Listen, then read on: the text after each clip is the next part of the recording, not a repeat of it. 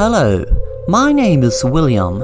For as long back as I can remember, I have this strange feeling that someone is stalking me. But the last few months the feeling had gotten much stronger.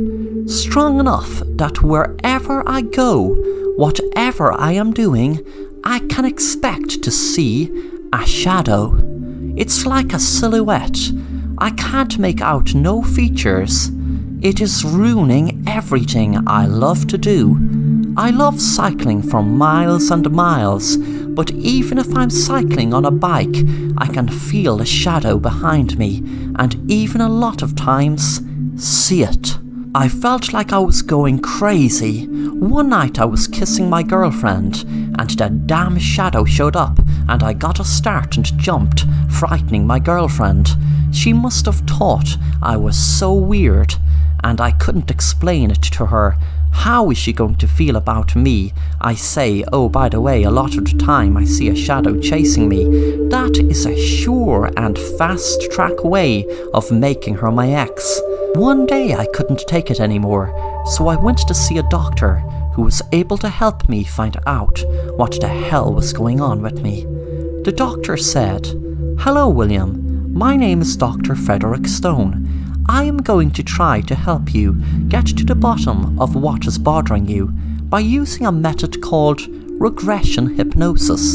Some doctors claim to go back so far in a person's life that they may even uncover things about any past lives they might have had.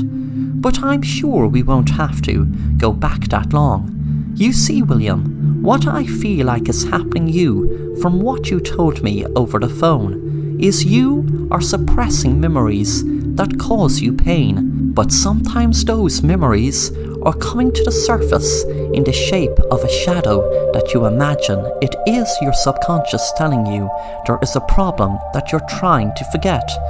After a few minutes I was in a hypnotic state, and I could see myself back in my house in a dark room with my twin brother. We were only kids and we were playing murder in the dark.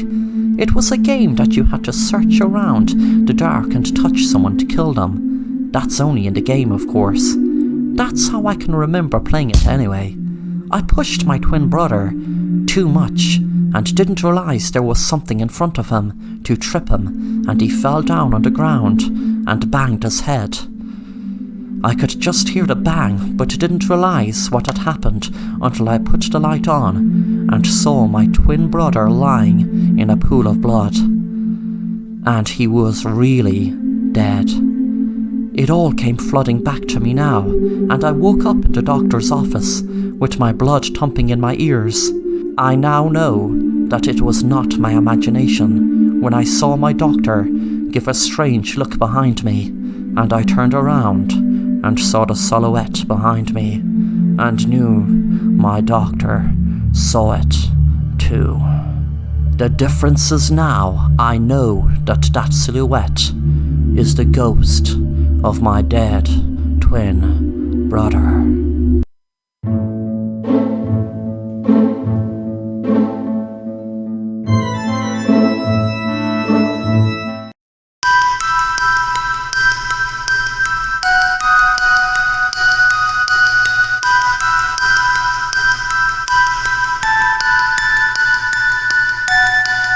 Hello, my name is Martin. It was a sunny day in June. Me and my friends were visiting a local park where there was a very big house and a beautiful garden. The house was open up for visitors to look around, and there was a shop and even a restaurant. I am a huge fan of mazes, but was never in one in real life.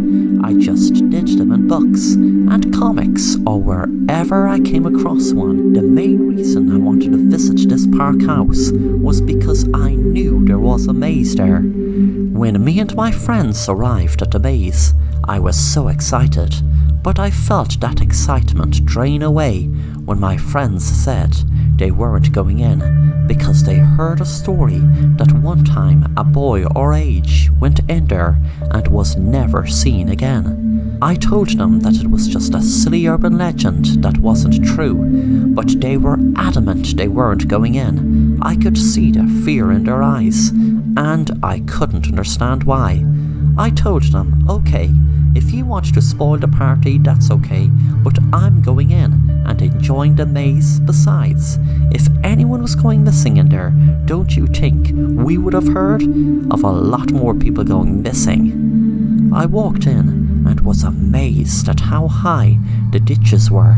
I could feel the excitement overcome me.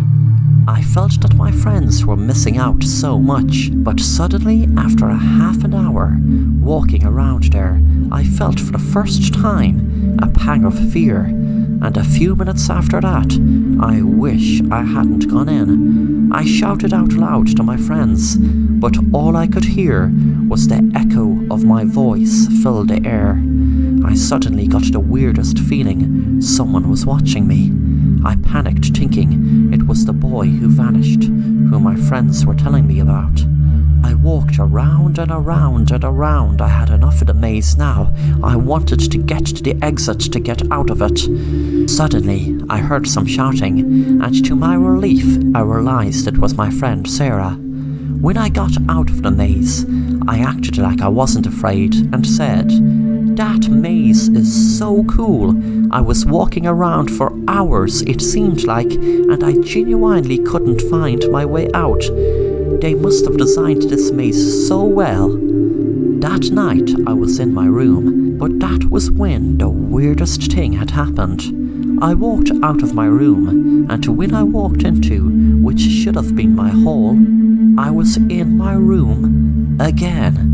I suddenly saw a door in another direction, and once again when I entered it, I was in my room. This kept happening over and over and over. I could not make any sense of it, because I could look back and see my room, and turn around and look in the door and see my room again. I was panicking, thinking of the maze, knowing what was happening to me in there is happening to me right now in my own bedroom. Suddenly I fell over something when I was going through the door. It was a book.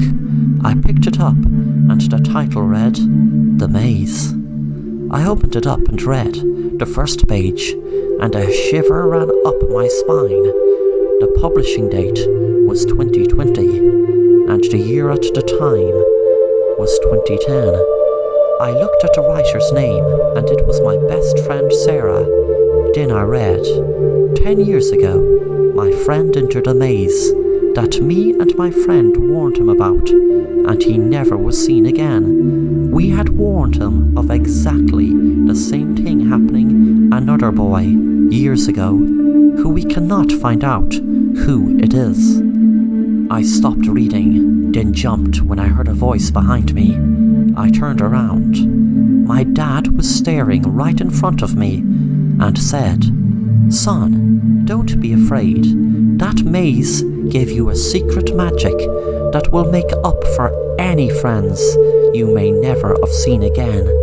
You will understand as time goes on. I know, trust me, I was that other boy that went missing."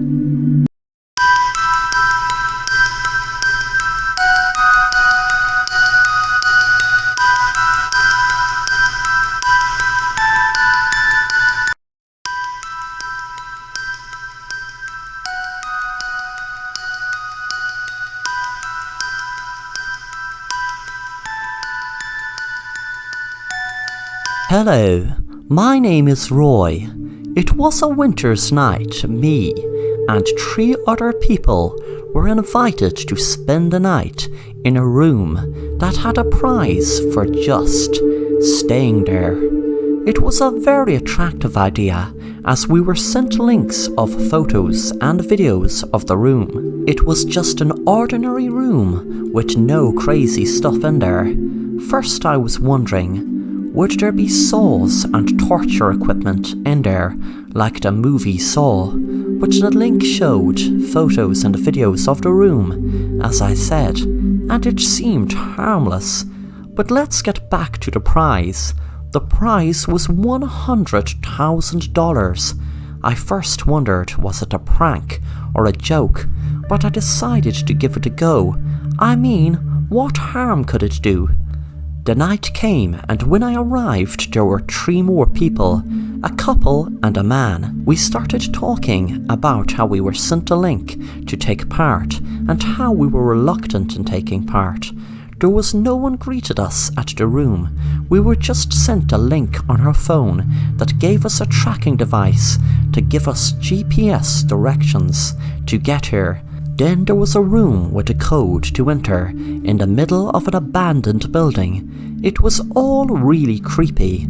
There didn't seem to be anything in the room, just 4 boxes and 4 TVs on the wall.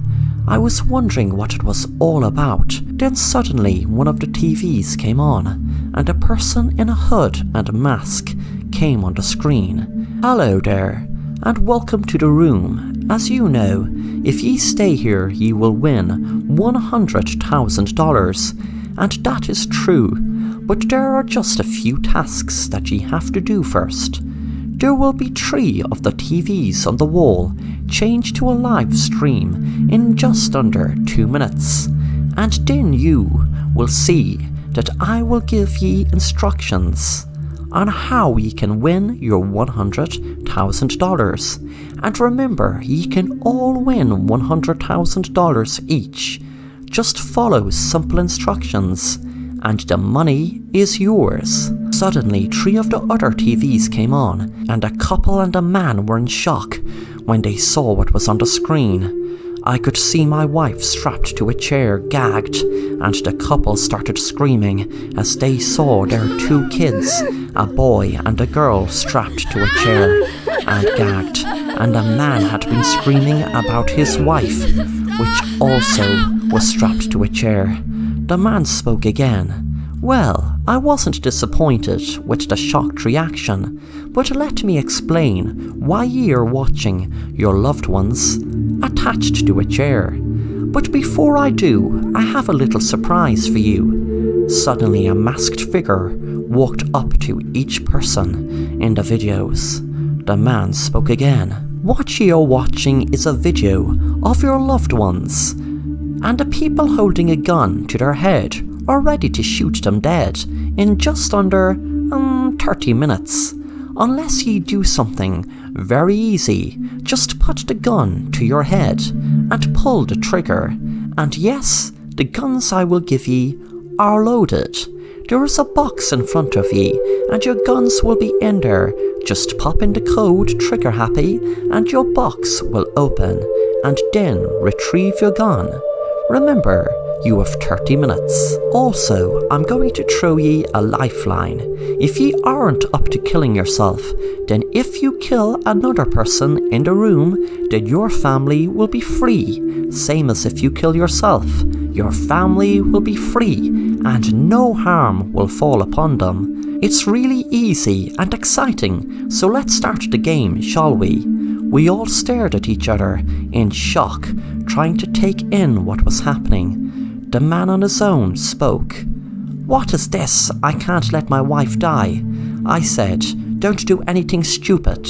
10 minutes passed and no one shot themselves or each other. But after 15 minutes, the man shouted, "I can't take this anymore," and pointed the gun to the man who was with his wife and shot him. Then he shot the man's wife and then shouted, "I'm not a killer, but they're going to charge me for murder and put me in prison for a crime that I only did out of love for my wife." With that, the man shot himself in his head. I was standing alone in the room, in shock, wondering what would happen next.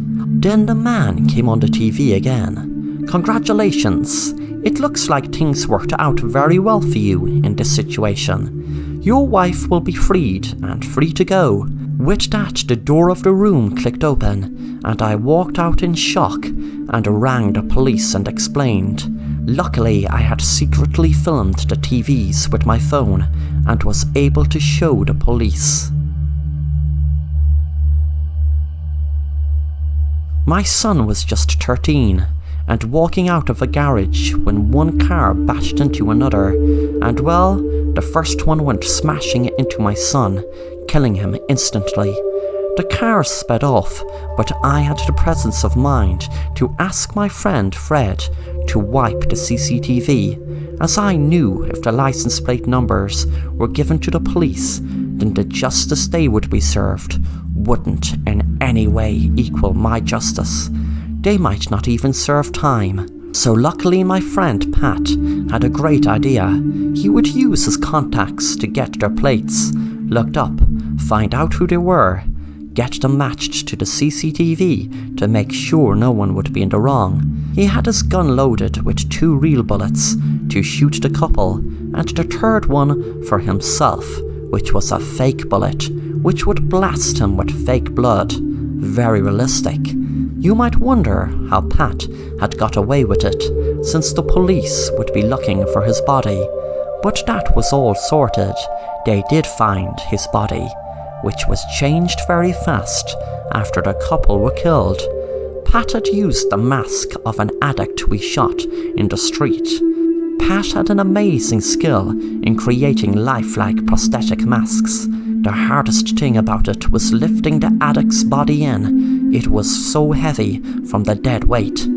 I sat back, really happy with myself, and my wife happy also, knowing that me and Pat and her were the only ones that really knew what really happened in that room. I thought of the police watching the video, thinking they had evidence. That I was a victim traumatized that survived hell. Then I smiled and said to my wife, "It just goes to show, it's not always you can trust what you see." Then what about the gunmen who were holding the guns to the people's heads? Well, I've only 2 words. Deep fake.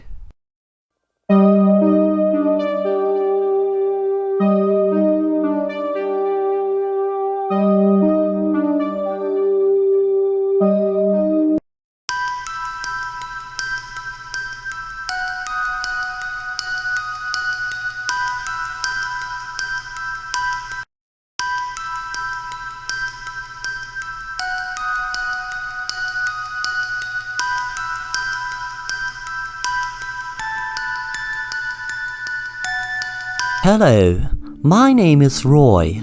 It was a winter's night. Me and 3 other people were invited to spend the night in a room that had a prize for just staying there. It was a very attractive idea, as we were sent links of photos and videos of the room. It was just an ordinary room with no crazy stuff in there. First I was wondering, would there be saws and torture equipment in there, like the movie Saw? But the link showed photos and videos of the room, as I said, and it seemed harmless. But let's get back to the prize. The prize was $100,000. I first wondered, was it a prank or a joke, but I decided to give it a go. I mean, what harm could it do? The night came, and when I arrived there were 3 more people, a couple and a man. We started talking about how we were sent a link to take part, and how we were reluctant in taking part. There was no one greeted us at the room. We were just sent a link on our phone that gave us a tracking device to give us GPS directions to get here. Then there was a room with a code to enter in the middle of an abandoned building. It was all really creepy. There didn't seem to be anything in the room, just 4 boxes and 4 TVs on the wall. I was wondering what it was all about. Then suddenly one of the TVs came on, and a person in a hood and mask came on the screen. "Hello there, and welcome to the room. As you know, if ye stay here ye will win $100,000, and that is true, but there are just a few tasks that ye have to do first. There will be 3 of the TVs on the wall changed to a live stream in just under 2 minutes, and then you will see that I will give ye instructions on how ye can win your $100,000. And remember, ye can all win $100,000 each. Just follow simple instructions, and the money is yours. Suddenly, 3 of the other TVs came on, and a couple and a man were in shock when they saw what was on the screen. I could see my wife strapped to a chair, gagged, and the couple started screaming as they saw their 2 kids, a boy and a girl, strapped to a chair and gagged, and a man had been screaming about his wife, which also was strapped to a chair. The man spoke again. Well, I wasn't disappointed with the shocked reaction, but let me explain why ye are watching your loved ones attached to a chair. But before I do, I have a little surprise for you. Suddenly a masked figure walked up to each person in the videos.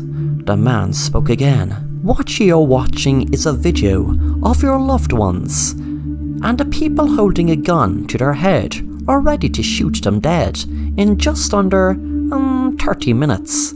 Unless ye do something very easy, just put the gun to your head and pull the trigger, and yes, the guns I will give ye are loaded. There is a box in front of ye, and your guns will be in there. Just pop in the code trigger happy, and your box will open, and then retrieve your gun. Remember, you have 30 minutes. Also, I'm going to throw ye a lifeline. If ye aren't up to killing yourself, then if you kill another person in the room, then your family will be free. Same as if you kill yourself. Your family will be free, and no harm will fall upon them. It's really easy and exciting, so let's start the game, shall we? We all stared at each other in shock, trying to take in what was happening. The man on his own spoke. What is this? I can't let my wife die. I said, don't do anything stupid. 10 minutes passed and no one shot themselves or each other. But after 15 minutes, the man shouted, I can't take this anymore, and pointed the gun to the man who was with his wife and shot him. Then he shot the man's wife and then shouted, I'm not a killer, but they're going to charge me for murder and put me in prison for a crime that I only did out of love for my wife. With that, the man shot himself in his head. I was standing alone in the room, in shock, wondering what would happen next. Then the man came on the TV again. Congratulations! It looks like things worked out very well for you in this situation. Your wife will be freed and free to go. With that, the door of the room clicked open, and I walked out in shock and rang the police and explained. Luckily, I had secretly filmed the TVs with my phone and was able to show the police. My son was just 13 and walking out of a garage when one car bashed into another, and well, the first one went smashing into my son, killing him instantly. The car sped off, but I had the presence of mind to ask my friend Fred to wipe the CCTV, as I knew if the license plate numbers were given to the police, then the justice they would be served wouldn't in any way equal my justice. They might not even serve time. So luckily my friend Pat had a great idea. He would use his contacts to get their plates looked up, find out who they were, get them matched to the CCTV to make sure no one would be in the wrong. He had his gun loaded with 2 real bullets to shoot the couple, and the third one for himself, which was a fake bullet, which would blast him with fake blood. Very realistic. You might wonder how Pat had got away with it, since the police would be looking for his body. But that was all sorted. They did find his body, which was changed very fast after the couple were killed. Pat had used the mask of an addict we shot in the street. Pat had an amazing skill in creating lifelike prosthetic masks The hardest thing about it was lifting the addict's body in. It was so heavy from the dead weight. I sat back, really happy with myself, and my wife happy also, knowing that me and Pat and her were the only ones that really knew what really happened in that room. I thought of the police watching the video, thinking they had evidence. That I was a victim traumatized that survived hell. Then I smiled and said to my wife, "It just goes to show, it's not always you can trust what you see." Then what about the gunmen who were holding the guns to the people's heads? Well, I've only 2 words. Deep fake.